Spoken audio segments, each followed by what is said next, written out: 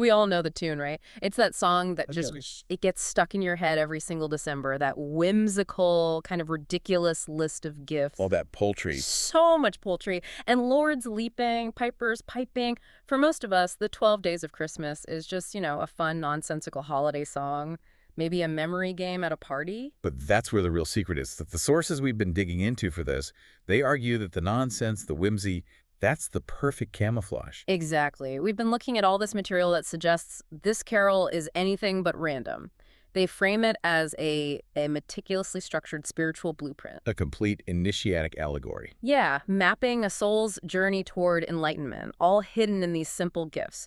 It's the ultimate lesson in how the sacred can be, hidden in plain sight. It's the difference between just hearing the lyrics and actually understanding the language. Okay, let's unpack this. Our mission for this deep dive is to look at the carol through a very specific lens, a Freemasonic one. A tradition that is, at its core, all about uncovering the hidden light within symbols. So when you look at it that way, the items, they suddenly become this symbolic scaffold for a ritual ascent. The progression from 1 to 12 isn't random at all. It's structured like an initiation. And that's a classic esoteric pattern. I mean, if you look at Hermeticism or Kabbalah, you see the same journey. From the one to the many. Exactly. It starts with the monad, the solitary, undivided one, and it moves all the way to the pleroma, which is the fullness, the completion of everything. The carol is just a poetic framework for that journey. So let's start where the journey starts, the foundational steps. This mirrors a candidate's first steps towards the lodge, right? Seeking that light. We begin with day 1, with unity, the center. One partridge in a pear tree. It's solitary, it's unique, and our sources really emphasize this is not just a bird, it's a symbol for unity, for the divine presence. Or even the worshipful master at the very center of the lodge. It's the initial spark. And the tree itself, the pear tree, that's symbolic too, isn't it? Oh, very. It's the axis mundi, the world tree, the thing that connects our physical world to the spiritual. It perfectly captures that moment for the candidate. They're alone, knocking at the door, seeking light. The absolute starting point. Okay, so from that one single point, we immediately move to duality on day 2. 2 turtle doves. From the point to the line, to polarity. Which, in the lodge, is what? The 2 pillars, Ah. Yachin and Boaz. They represent strength and establishment. You can't build a moral temple, without understanding that tension between opposing forces. They define the gateway. Right. So you find your center with 1, and then you understand the world's duality with 2. Once you have that framework, you can actually start to progress morally. Which brings us to day 3. 3 French hens. And these are... The sources are pretty universal on this. They're the 3 great theological virtues: faith, hope, and charity. It's the tripod that everything else has to stand on. faith in the mission, hope for the goal, and charity in your actions. Exactly. And that foundation is immediately reinforced by day 4. 4 calling birds. Which you can see as the 4 Gospels. But in a broader Masonic sense, they are the moral compass, the cardinal points. It's the explicit guidance, the moral voice of the lodge, making sure the path is always clear. So that first set of 4, it's like a rapid-fire setup. Divine spark, duality, virtues, and then guidance. It's the whole spiritual map of what you need to know before you can start to do. That's a great way to put it.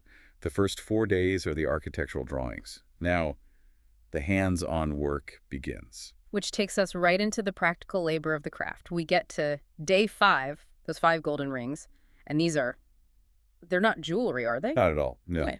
They represent the unbreakable bond of the fraternity. They're the 5 points of fellowship. This is where the abstract ideas become concrete actions between people. Yes. It's about that physical and moral connection. It's foot to foot, ready to go to a brother's aid, knee to knee, praying for them. Breast to breast, guarding their secrets. Hand to hand, supporting them, and back to back, defending their reputation. The ring is that eternal, unbroken circle of commitment. That really grounds it, doesn't it? You can't just believe in charity, you have to physically act it out. Which then moves us into the real labor phase, day 6. 6 geese a-laying. This is about generation, creation, productivity. Laying an egg, so to speak. Literally, it's connected to the working tools of the craft. The initiate, now bound by fellowship, has to apply those virtues to actually create something of moral value, to build character. So you go from being a learner to a builder. Yeah. But you can't just work hard. You need some refinement, some intelligence. Precisely. And that's day 7. 7 swans a-swimming. This is the moment of intellectual and aesthetic development, the refinement, the seven swans or the seven liberal arts and sciences. Which are the trivium and the quadrivium. Right. Grammar, rhetoric, logic, and then arithmetic, geometry, music, and astronomy.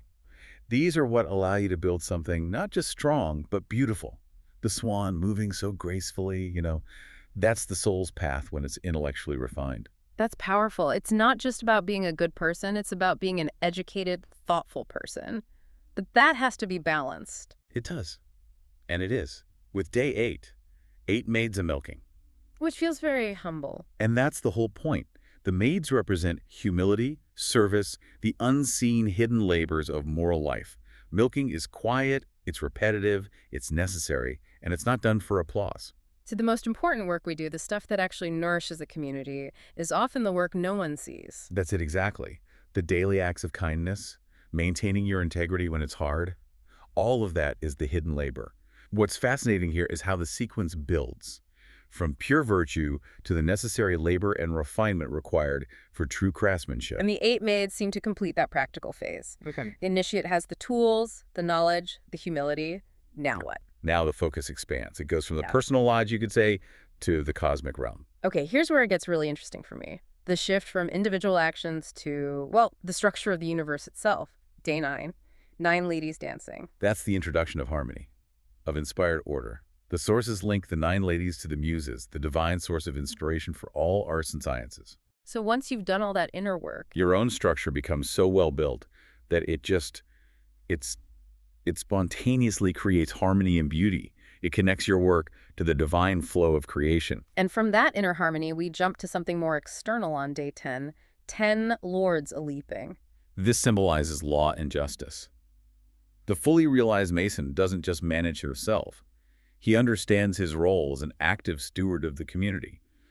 The lords are leaping, they're dynamic, they're engaged, making sure things are governed by righteous principle. So you're not just working on yourself anymore. You're becoming a functional, ethical leader in the world. Precisely. You can administer justice because you've mastered self-governance first. We're almost there. Day 11. 11 pipers piping. The pipers are rhythm, initiation. It's about recognizing the fundamental musical structure of the universe, what the ancients called the music of the spheres. You're now attuned to that rhythm. You are. You no longer just hear random noise in the world, you hear the underlying order. And then the climax, the grand finale, day 12. 12 drummers drumming. And this is absolute completion. The number 12 is always the full cycle. The zodiac, the months, the tribes. The drummers are the integration of every single step we've talked about. Unity, virtues, labor, grace, law, all of it. It's the fully realized human, the illuminated soul, beating in perfect time with the universe. It turns this silly little song into a profound curriculum for self-mastery. But let's connect this back to the bigger picture. Why 12 days? Why this time of year? It brings up this idea of Masonic time. A really crucial distinction. We're not talking about chronos, clock time. We're talking about kairos. Sacred time. Sacred time, the opportune moment, the time when spiritual growth is actually possible. And the 12 days of Christmas exist firmly in kairos. They are the threshold between the winter solstice, the deepest darkness, and the epiphany, the revelation of light. So just as the sun starts its slow journey back, the soul of the initiate is meant to ascend from ignorance to enlightenment. Each day is a kind of spiritual gate you have to pass through. It connects the lodge to the cosmos. The lodge becomes a microcosm where this sacred time can unfold. And that number 12, it echoes everything. The 12 labors of Hercules, the 12 signs of the zodiac. It's a universal structure. Which really highlights that principle of veiling from the sources, the idea that the sacred is often hiding right in front of us. We're singing this song in a shopping mall, completely oblivious. And that's the genius of it, isn't it? The truth is disguised in a jingle. It's like the tools in a lodge. To an outsider, a gavel is just a hammer. To an initiate, it's the power to govern and refine. A song, then, is not just a song, it is a ritual in disguise. A brilliant way to find the sacred in what seems totally secular. So what does this all mean? For you, the person listening right now, what's the takeaway? I think it's fundamentally a call to wake up, to interpret everything you encounter, culture, stories, songs, through a lens of moral and symbolic truth, to really examine the world around you. So the carol becomes kind of spiritual exercise. It can be, absolutely. You could recite it not just for fun, but as a mantra. Each day, a reflection on a specific virtue, a lesson, reinforcing that inner work. And the true love giving all the gifts. Who is that? The sources are pretty clear on this. The true love is the ultimate source of creation, what Masons would call the grand architect of the universe. The gifts aren't external things being given to you. They're stages of your own self-unfoldment. Exactly. The song offers not 12 gifts, but one. The realization that this sacred journey is happening all around us, and the light is hidden everywhere, just waiting. That elevates the song to a whole different level. It's a beautiful thought, wrapping up this whole journey from the solitary partridge to the completed lodge of drummers. We are all called to be builders of that inner light. So here's the final thought for you to take with you. The next time you hear that carol, try it. Use it as that mantra. Let the humility of the maids shape your day. Let the justice of the lords guide your actions. Don't just listen to the noise. Listen for the rhythm of those drummers, and you might just hear, as one source put it, the heartbeat of the cosmos itself, calling you forward on your own path.